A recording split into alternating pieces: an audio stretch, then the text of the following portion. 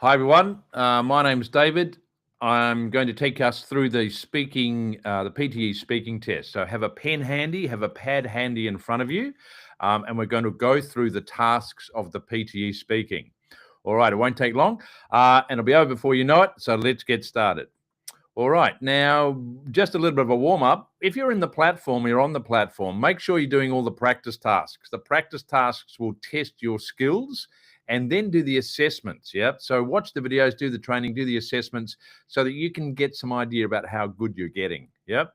Practice all the English skills off the platform. After you've practiced them, do a mock test. Once you've done about half of the practice tasks, then get feedback on all of them so that you know where you're going to be on test day.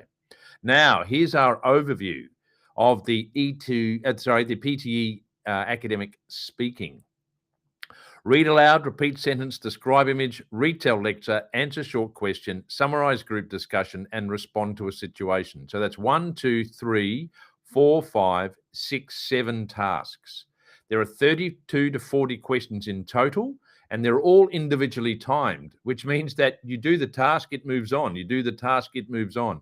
You won't finish the task in less time than you've got, but you must finish the task in the time that you've got, or you'll be cut off, yep? So in today's session, this session that we're in now, we're going to do read aloud, repeat sentence, describe image, retell lecture, and answer short question. What I want you to do, if you can, is to log into E2 Language, get a free package somehow, and practice the summarized group discussion and respond to a situation from the platform. Okay, this is what we're going to do. Read aloud, repeat sentence, describe image, and the other two. So we've got 7 speaking tasks. Yep, and in PTE Core, there are 2 less. But today we're going to look at PTE Academic. Grab your phone if you want to. You can record yourself doing these tasks. Otherwise, I'm just going to talk you through them so you can have an idea of what you will be doing on test day. First task is read aloud, a fantastic task to do to get good at. So what do? Well, here's the text. You've got 35 seconds to look over it and then 35 seconds to read aloud. So in your 35 seconds to look at it, to prepare, you're going to look at words you're uncertain of, and you're going to look at ways of grouping or chunking words together, which generally means put the article, the noun, and the adjective together, pause at the comma, and stop at the full stop. You'll have a downward inflection at the end of the sentence, and you'll stress the content words. So if you were to look at this task, you would be checking out things like business as usual, international, polar ice caps, and you'd be being prepared. Then the task, the recording button would start, and you would be reading this aloud. Something like this, chunking nouns and adjectives together, verbs and adverbs together. Future global warming may eventually be twice as warm as predicted by climate models under business as usual scenarios, and sea levels may rise 6 meters or more, according to an international team of researchers from 17 countries. The research also revealed that large areas of the polar ice caps could collapse and the Sahara Desert may become green. I'm stressing the content words and not pausing unnecessarily, so my lungs are full to get to the end of the sentence. Let's do another one. So we have a check over this. Words like recording device, information, identify, decades, psychology, memories, reconstructive. Okay, then something like this. We'd record it like this. Many people believe that memory works like a recording device. You just record the information, then you call it up and play it back when you want to answer questions or identify images. But decades of work in psychology has shown that this just isn't true. Our memories are constructive. They're reconstructive.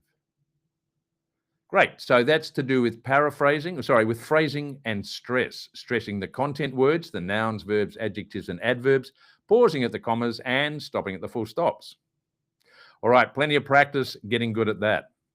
Now, next task, repeat sentence. In this task, you'll hear a sentence. You're going to repeat the sentence exactly as you hear it, and you'll hear it only once. All right, now you can practice this one. So when you hear it, listen to the first half of the sentence, listen to the second half of the sentence, put them together, and say it out loud. Here we go.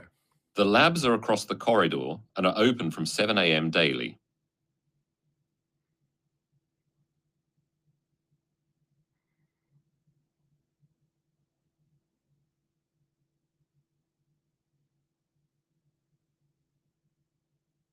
Okay, I wonder how you went. Okay, there we are. The labs are across the corridor and are open from 7 a.m. daily. You hear the sounds, you hear the words, you put them together, and you speak the sentence back. Let's do another one. Again, repeat the sentence exactly as you hear it. The university is transitioning to a 3-trimester system from next year. The university is transitioning from a trimester system from next year. Was I right? The university is transitioning to a 3-trimester system from next year. All right. Now, I didn't get it right either. So what we do is we practice until we can lock the parts of the sentence in, understand, and then repeat. Let's try this one. Out there in the real world, misinformation is everywhere.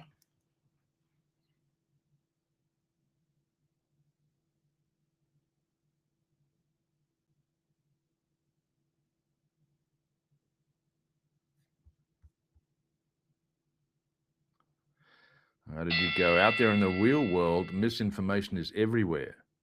Yeah, we got that one. It was less words. It was 9 words. Now, there's only ever going to be 14 words maximum. So don't be intimidated by it. Listen, focus, listen, and repeat. Some people like to close their eyes.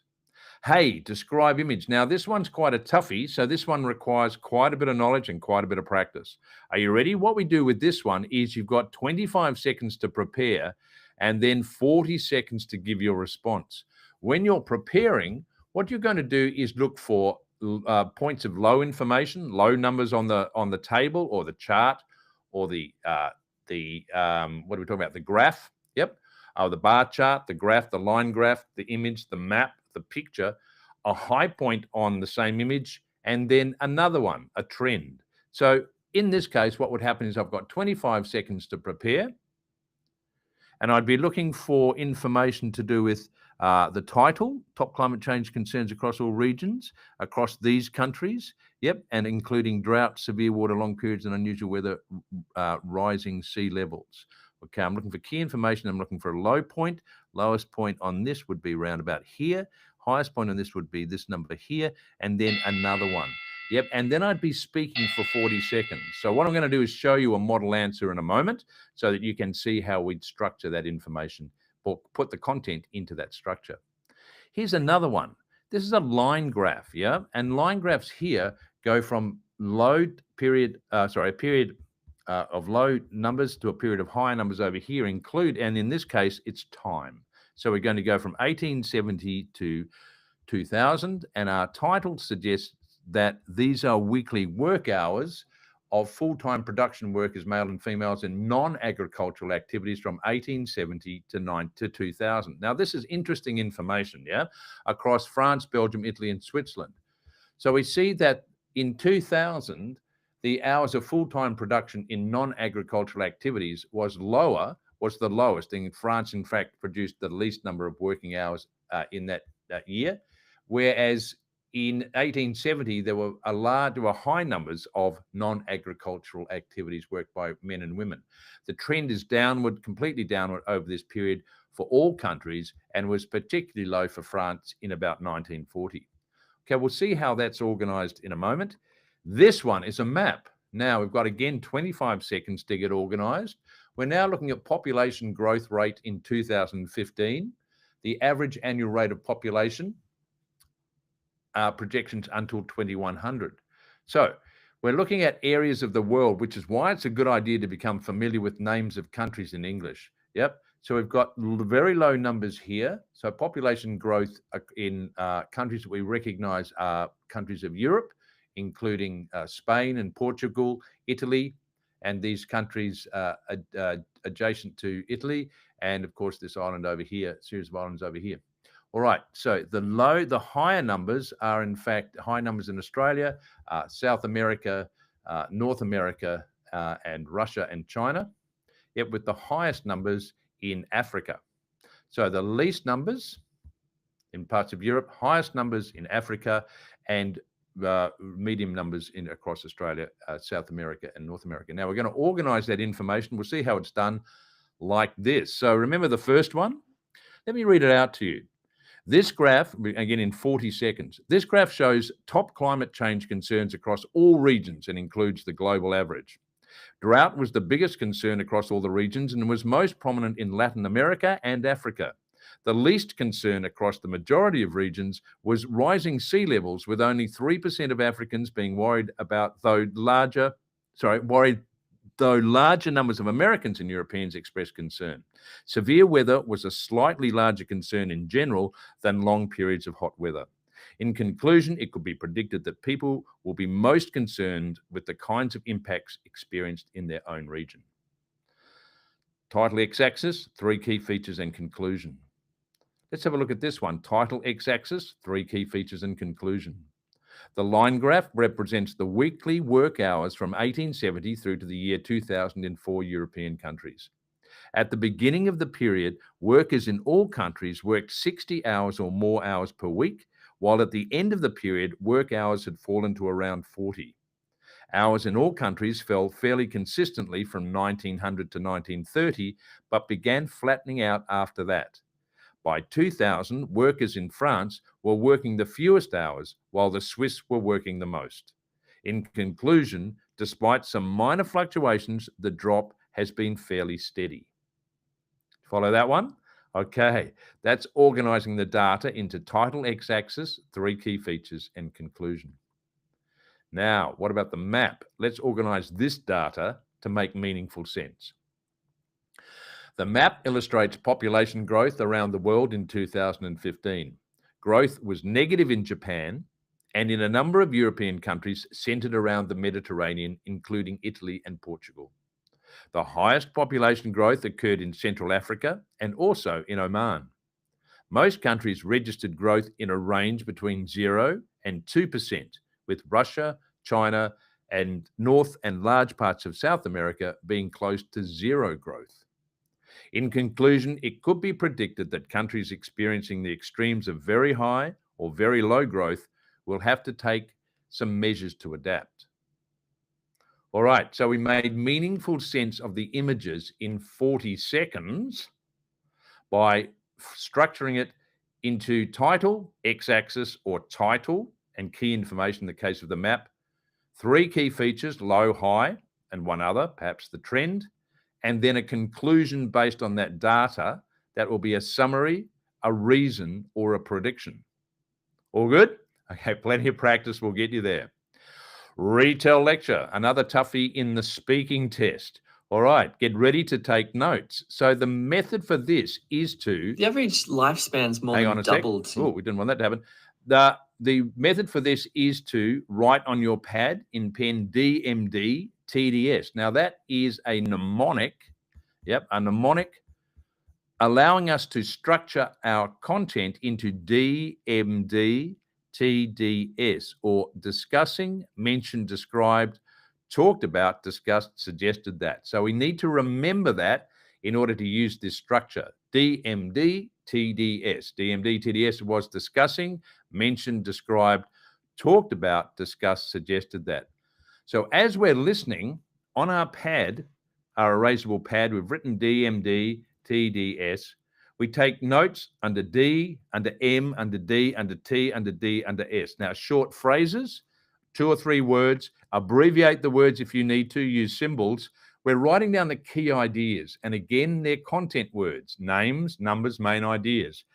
Things, places, numbers, main ideas. Names, numbers, main ideas, nouns, verbs, adjectives, and adverbs. Content words. The rest are grammar words that don't contain important information. Start writing pretty soon after the audio begins. Otherwise, you don't need to wait for it to make sense. You need to be making notes and making sense of your notes.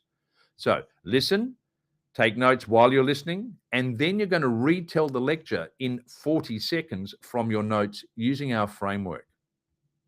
Are you ready? You're going to hear the lecture, listen, and take notes.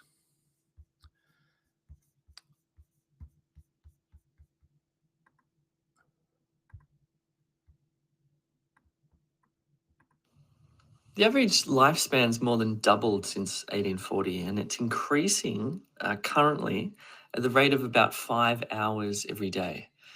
And this is why that's not entirely a good thing, because over the age of 65, your risk of getting Alzheimer's or Parkinson's disease will increase exponentially. By 2050, there will be about 32 million people in the United States over the age of 80. And unless we do something about it, half of them will have Alzheimer's disease and 3 million more will have Parkinson's disease. Right now, those and other neurologic diseases for which we have no cure or prevention cost about $1/3 trillion a year. It will be well over $1 trillion by 2050. Alzheimer's disease starts when a protein that should be folded up properly misfolds into a kind of demented origami. So one approach we're taking is to try to design drugs that function like molecular scotch tape to hold the protein into its proper shape. That would keep it from forming the tangles that seem to kill large sections of the brain when they do. Interestingly enough, other neurologic diseases which affect very different parts of the brain also show tangles of misfolded protein, which suggests that the approach might be a general one and might be used to cure many neurologic diseases, not just Alzheimer's disease. Okay, then you would have 10 seconds to organize your notes. Yep. And then you'd retell the lecture. So here's a sample answer. Yep. So let's listen as we read through the sample answer of notes plus DMD TDS. Now, this speaker's, we've jumbled them around slightly and also missed one out, which is fine because we're going to keep an eye on the clock while we retell the lecture from our notes and our memory. The speaker was discussing the increasing number of people who will have Alzheimer's and other neurological diseases in the future. He mentioned that by 2050, 50% of people over 80 will have Alzheimer's. Then he talked about how the disease will cost the community over $1 trillion. Next, he described how the disease begins when a protein misfolds and how they are working on a cure, which is essentially a kind of molecular scotch tape. Finally, he suggested that other diseases also involve protein misfolds and that a cure for Alzheimer's is likely to help cure other diseases too. Okay, she did a great job, perfect job of fitting that into 40 seconds. Notes plus memory, DMD, TDS. We're going to do another one. Yep. So we're going to get used to it. So why is it so hard to pay attention? Let's go back a sec. DMD, TDS. So why is it so hard? DMD, TDS down the page. Yep. Listen and then take notes. Now, you might practice, if you're not writing it down, you're imagining you're taking notes using the structure DMD, TDS, and then we'll hear the response that will be completed in 40 seconds. Let's go. So why is it so hard to pay attention? Well, studies show that even when we're really trying to pay attention to something at some point, about half of us will drift off into a daydream or have this urge to check our Twitter feed. So what's going on here? It turns out that we're fighting one of the most evolutionarily conserved learning processes currently known to science, one that's conserved back to the most basic nervous systems known to man. This reward-based learning process is called positive and negative reinforcement and basically goes like this. We see some food that looks good. Our brain says calories, survival. We eat food, we taste it, it tastes good. And especially with sugar, our bodies send a signal to our brain that says, remember what you're eating and where you found it. We lay down this context-dependent memory and learn to repeat the process next time. See food, eat food, feel good, repeat. Trigger, behavior, reward. Simple, right? Well, after a while, your creative brain say, you know what? You can use this for more than just remembering where food is. You know, next time you feel bad, why don't you try eating something good so you'll feel better? We thank our brains for the great idea. Try this and quickly learn that if we eat chocolate or ice cream when we're mad or sad, we feel better. All right, then we've got 10 seconds to organize our notes, having learnt from the lecture, and then we repeat it or retell the lecture. Yep, and here we go with the sample. The speaker was discussing why it is so hard to pay attention. He mentioned that when we try to concentrate, most of us end up daydreaming or checking social media. Next, he talked about how this is a result of our most basic nervous system and is called reward-based learning. Then he described how the process can basically be summarized as trigger, behavior, and reward, or more simply, we see food, we eat food, feel good, and repeat. Finally, he suggested that we soon learn that if we feel bad, our creative brain will push us towards the sugar hit that made us feel good last time. Okay, pretty good if we could get it that smooth. So again, we're being marked on content, pronunciation, and fluency. Yep, that's what the system will grade us on. All right, all good?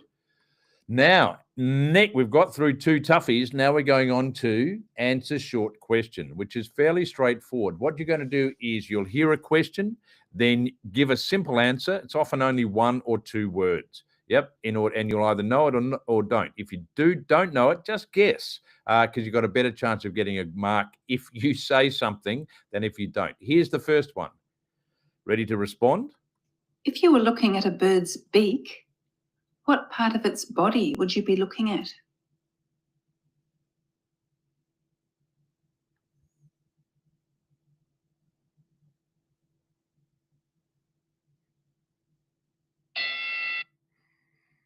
Its head or its face. Okay, next one. Ready for the next one? See if you can answer if you can. What kind of crockery is traditionally used to serve soup?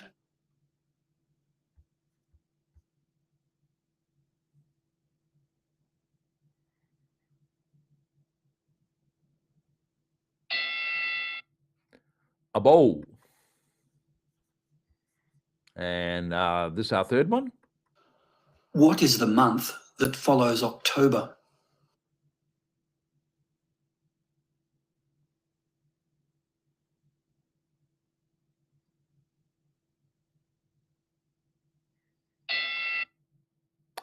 November. All right, not too hard. All right, so there are 5 basic tasks for speaking, and then the other 2 are summarize group discussion and respond to situation. All right, so how did you go? What were you like? Did you understand what was said, or do you need more vocabulary? Do you need to listen to more podcasts? You need to listen to more movies with captions on to build your vocabulary and be able to understand what's being said in different accents? Do you need to increase your general knowledge by doing some reading, doing a lot of quizzes? Yep, actively participating in answering questions. What do your sounds like for pronunciation? Have you mastered the International Phonetic Alphabet? Can you repeat sounds as you hear them? Are you aware of what those sounds are, and can you produce them? Yep, if you've been intimidated by the complexity of the language, practice reading aloud. Yep, gain confidence by hearing yourself speaking difficult words aloud so that you can speak and be heard and understood. Speak at the front of the mouth, because in actual fact, you're being recorded by a microphone and your answers will be responded to by AI for pronunciation and for fluency. So you're going to be graded compared to tens of thousands of other students who've taken the test. So get good at responding, being as clear as possible by recording yourself, playing it back. How do you sound? Sound okay? Move on.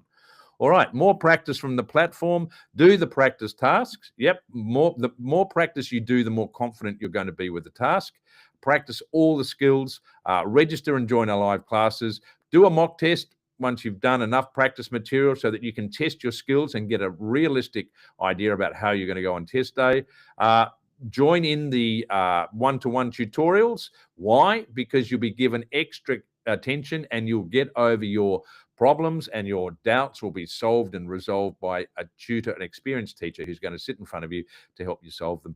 Yep, and also join our group classes if you can. So well done on turning up to this live session and participating where you could, and becoming aware of what it is you're going to face on test day in the test and how to prepare for it. Thanks for joining. My name's David. It was a pleasure having you here, and I look forward to seeing you more often in classes. Take care and work hard at your studies. Bye now.